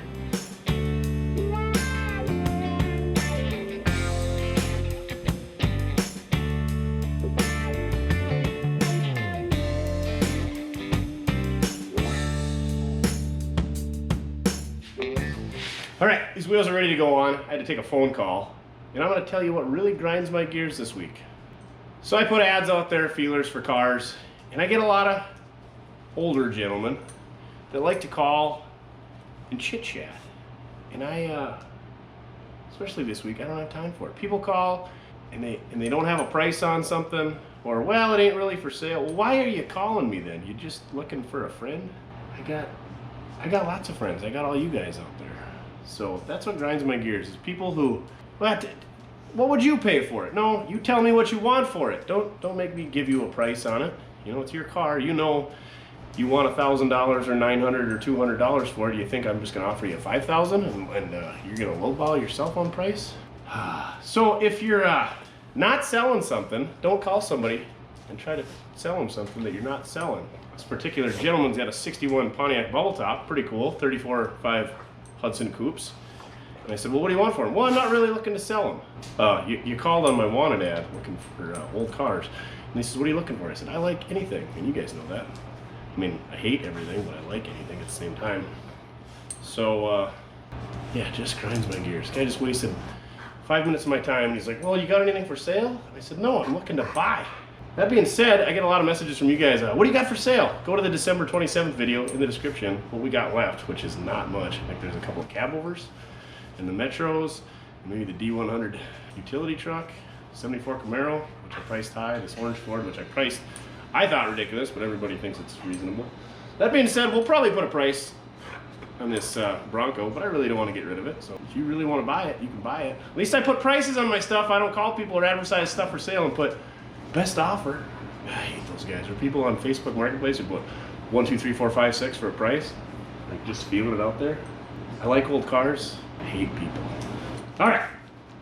But I love Duff, dog. Let's put some new tires. Rant over. Where's the lug nuts at? You go get the lug nuts.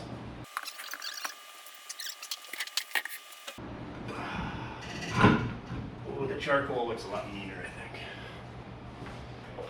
So comment down below, what really grinds your gears about buying and selling cars? Yeah. Or how about people who put a price on something and then you go to pay them, and they change their mind and they want more money? Or you get people coming behind your back and offering them more money than you offered them?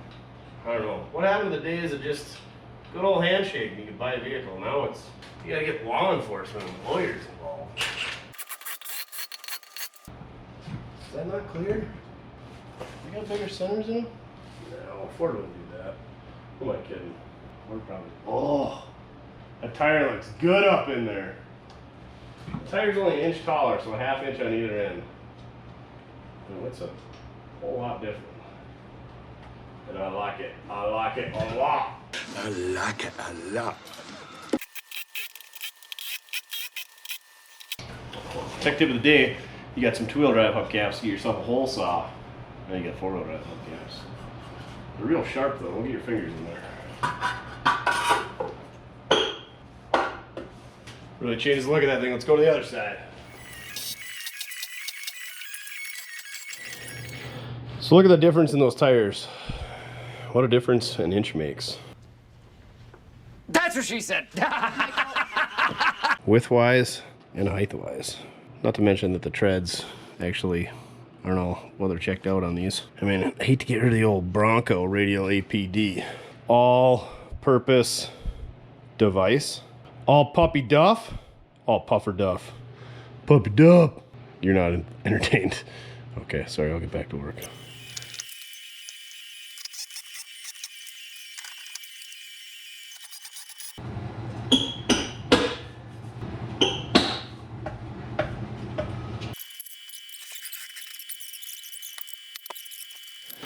Oh, look, we got some help to show up.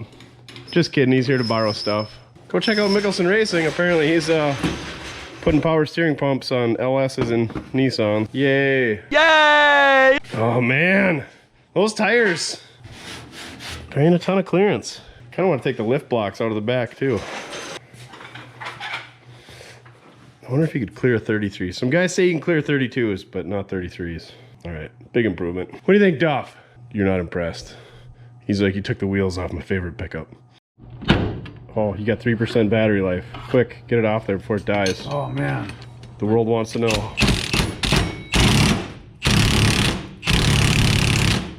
Keep going there.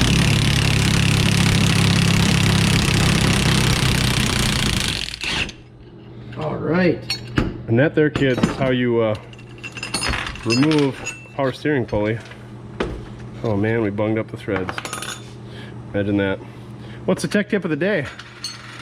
Don't put your power steering pump pulley on before you bolt it onto the car. Make sure you bolt the pump on first because you're gonna pull a me. And yeah, you can't put the bracket on without the pulley on. So he bought this thing and it didn't have the pulley on it, but he thought he was gonna be smart and put it on the bench. It was easier to do, but you can't install it, so not easier actually. Don't be dumb. Easy on the seat though, it ain't bolted in. Oh. 21 degrees out. It ain't cold, but it ain't warm.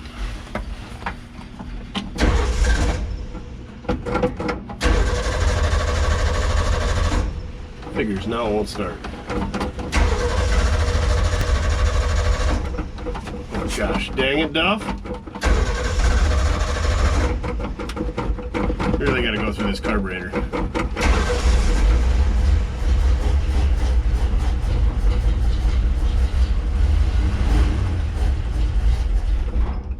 Well, what the heck? I was starting so good a minute ago. I'll go check it out. You just stay here. Hang out. Oh, the door handle's backwards. I don't know. Close the choke a bit. Headlight switch. We don't have a choke cable in here that works. That's right.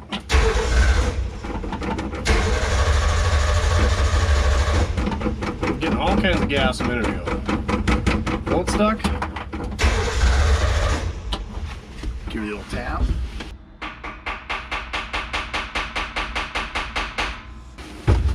How about now?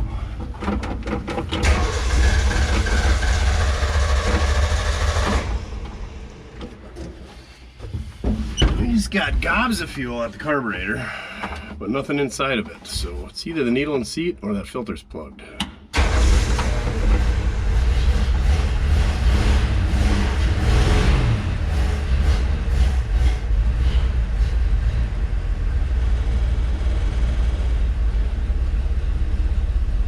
What do you think? I don't know either. Well, let's see if we can make it out of the garage this time.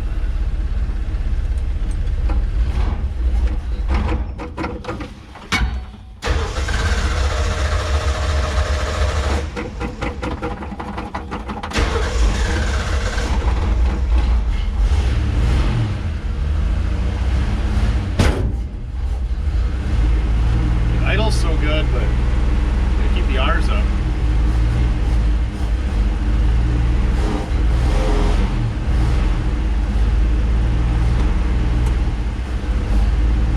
Can't imagine there's any crud in that fuel tank. This thing's so small. That's what she said. Don't die halfway out the garage door.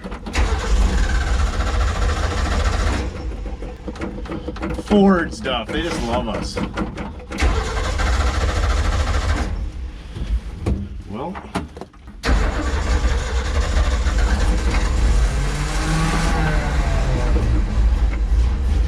tried to bring it back in the garage and now it runs.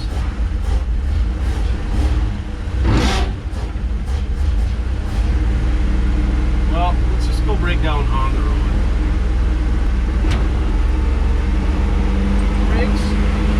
Hey, latch your door. My bad. I got you. Stay here. Don't jump out. Brakes are, they're there. They need some bleeding and some adjusting. Oh yeah, we gotta get some glass. That roosters.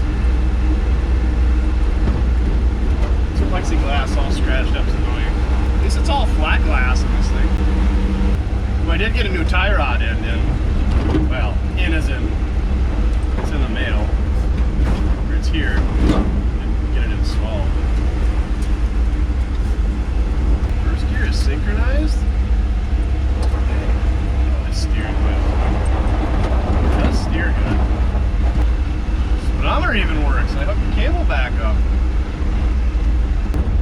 Stinking four-wheel drive shifter being up here. I just keep wanting to grab her like she's a 4 on the floor.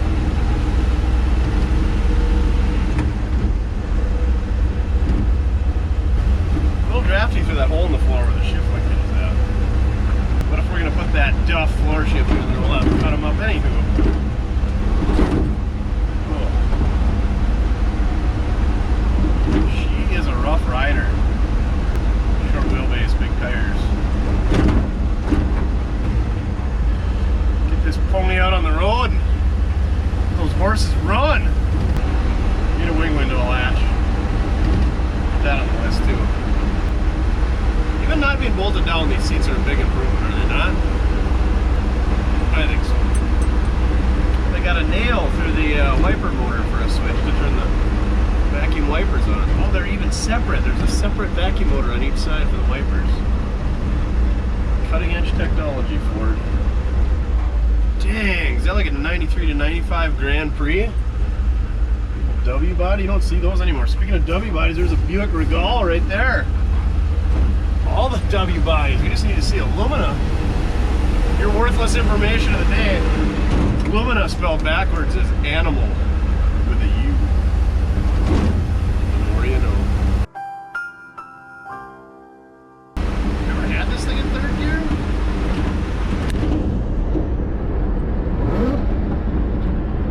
Probably not, because it hits me in the leg and I can't drive it. I'm gonna like shift my leg off to the side in order to keep it in third.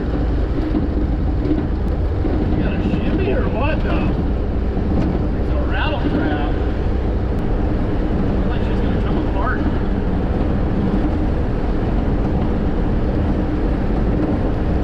Oh, the top is just kind of held on by one bolt and two guide pins. So that's just rattling around up there.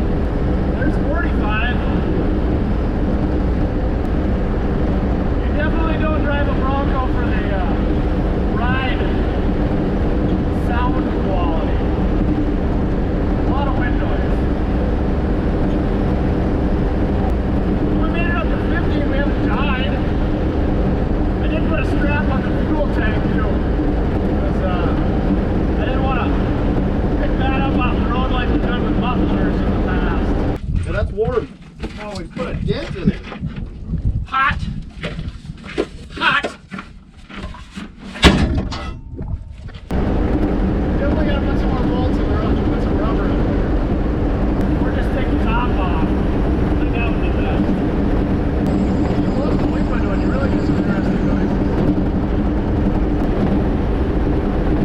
Even with that bad tire on it, it does shoot down the road pretty straight. Not a ton of play in this tiny little handcuff steering wheel. That's why you have these little 13-inch steering wheels, right? So you can drive them with handcuffs on. What I always do. Alright, I'm cold, it's loud. I think we've proven our point that my brake job is quite subpar. The carburetor needs a subpar rebuild job.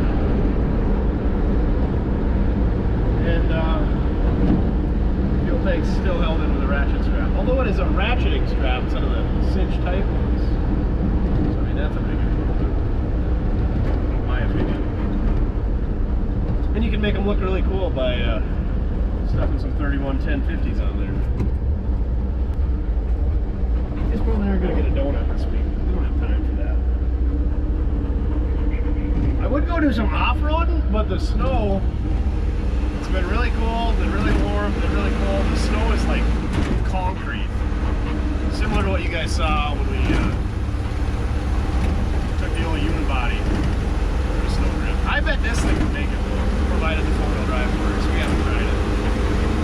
Now for third gear with my knee in the way. Just crap rolling around everywhere in here, Duff. Other than the carburetor, that little 200 works pretty dang good though. We gotta check and see if the voltmeter's charging. I bet it's not. 55, 60. You don't want to know what happens when you get this sucker up to 88 miles an hour. When this baby hits 88 miles per hour, you're gonna see some serious. It sounds like a machine gun in here, don't it, Duff? That top just go, go, go, go, go, go, go, go, go. It'd be a good cruising around the lake unit. Not a high speed, but she's a battle trap. Pulls a little to the right too. We'll have to adjust those adjust them anyway when we put new drums and shoes on.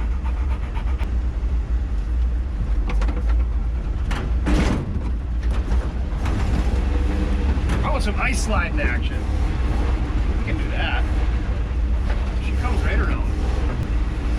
All right, well there you have it, guys. We got a 1966 Ford Bronco back on the road. Kind of halfway did up the brakes. Figured out some electrical gremlins. Found a bunch more stuff wrong. But that's how these projects go. It's not like on the TV shows where you just knock her all out in an episode. Unfortunately, it's just the way it goes. So, appreciate you guys watching these videos. I know they don't get the views that the Will It Runs do, but as you can tell by the snowbanks, it's not a good time of year to be out salvaging Will It Run vehicles because everything is in 4 feet of snow and frozen in rock solid. That being said, we will get you some Will It Run content coming up this spring. Right now, it's just it's not in the books. And I do kind of want to get a lot of this stuff running and back on the road so that it's more mobile and I can enjoy it in the summer instead of just sitting around like this thing did pretty much for the last year. So this thing will be back. I got to order a bunch of brake parts and a water pump, and we have a carb kit to put in. And we got probably another episode of stuff just sitting around. That shifter is going to be between the shifter and the seats. That's probably going to be a whole freaking episode. I got to do all the lights, which will take a week, the electrical, but it's really not something that you want to see, I wouldn't think. But it's something that's got to be done. We got the headlights around. But yeah, I'm really thinking stick some rockers, do a little rust repair, bond up a couple dead scuff and shoot this thing. Buy a tailgate and some bumpers, put this thing back in Caribbean turquoise. I think it'd be a great transformation video. But I just don't know how many episodes it would take and if you guys would watch it. So comment what you hate about buying and or selling stuff these days. It doesn't have to be vehicles. It can be shoes, lawn furniture, whatever. And then comment down below what you want us to see what we do with this thing. So yeah, thanks for watching. And remember, it doesn't matter how you get it done.